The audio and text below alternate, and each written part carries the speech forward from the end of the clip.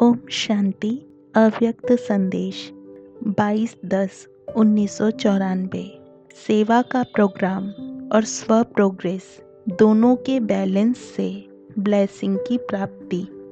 आज बाप दादा के पास गई तो सामने से ही बाप दादा मधुर मुस्कान से स्नेही मूर्त से बोले, आओ बच्ची, क्या नया समाचार लाई हो। मैं बोली, बाबा आजकल तो बहुत अच्छी मीटिंग चल रही है, सभी को ज्ञान सरोवर की ओपनिंग का बहुत ही उमंग उत्साह है, खुशी है। बाप दादा बोले, यह ज्ञान सरोवर 3 विशेषताओं संपन्न त्रिवेणी सरोवर है। एक तो ब्राह्मण बच्चों की स्व उन्नति और ऐशलम का स्थान है, दूसरा विश्व सेवा के सर्व प्रकार की आत्माओं की सेवा में सदा बिजी रहने के साधन का स्थान है, तीसरा अनेक सहयोगी आत्माओं की जन्मभूमि का स्थान है। इसलिए आदि से हर ब्राह्मण की बूंद बूंद के सहयोग से सरोवर बना है। बच्चों ने प्रोग्राम भी अच्छा बनाया है, लेकिन प्रोग्राम व प्लान को सदा प्लेन बुद्धि बन प्रैक्टिकल में लाने से, अर्थात प्रोग्राम और स्व प्रोग्रेस के बैलेंस से ही सर्व की बाप की ब्लेसिंग से सहज सफल होना है। आजकल समय के परिवर्तन की गति तीव्र देख रहे हो, तो ब्राह्मणों को भी संस्कार मिलन से संसार परिवर्तन की गति को तीव्र करना पहली सेवा है।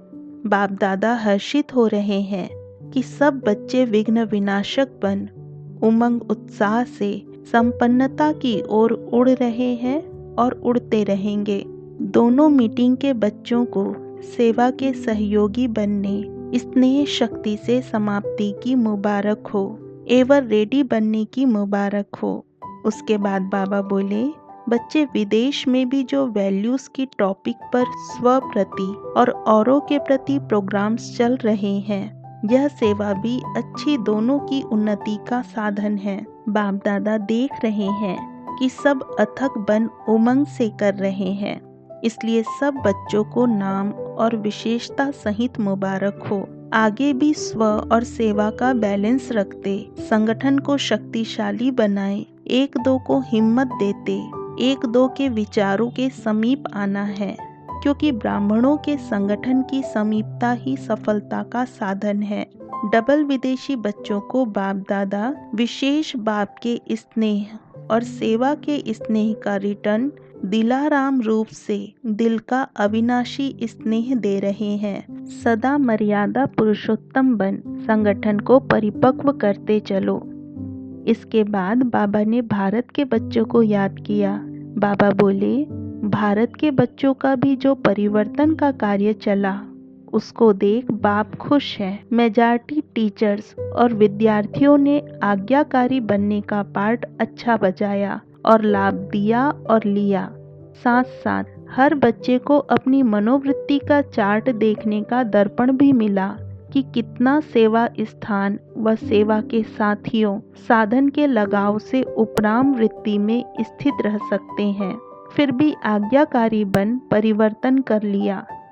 इस वरदान के अधिकारी बन गए और बनते रहेंगे। इसके बाद बाप दादा ने सर्व मधुबन निवासियों को याद किया। उसमें भी विशेष ज्ञान सरोवर वालों को याद देते बाबा बोले, निमित्त बनी हुई आत्माओं को तो बाप दादा अथक और तीव्र गति के कार्य के मदद की मालिश सदा करते रहते हैं। बच्चों ने भी हिम्मते बच्चे मददे बाप का प्रत्यक्ष स्वरूप दिखाया है, इसलिए पदम गुणा स्नेह संपन्न मुबारक हो। साथ में मधुबन निवासी तो बैकबोन है ही, और 4 भुजाएं सेवाधारी, हॉस्पिटल, तलहटी, आबू निवासी, सबके सहयोग से सफलता है और रहेगी। हर एक अपने नाम सहित विशेष याद प्यार स्वीकार करे।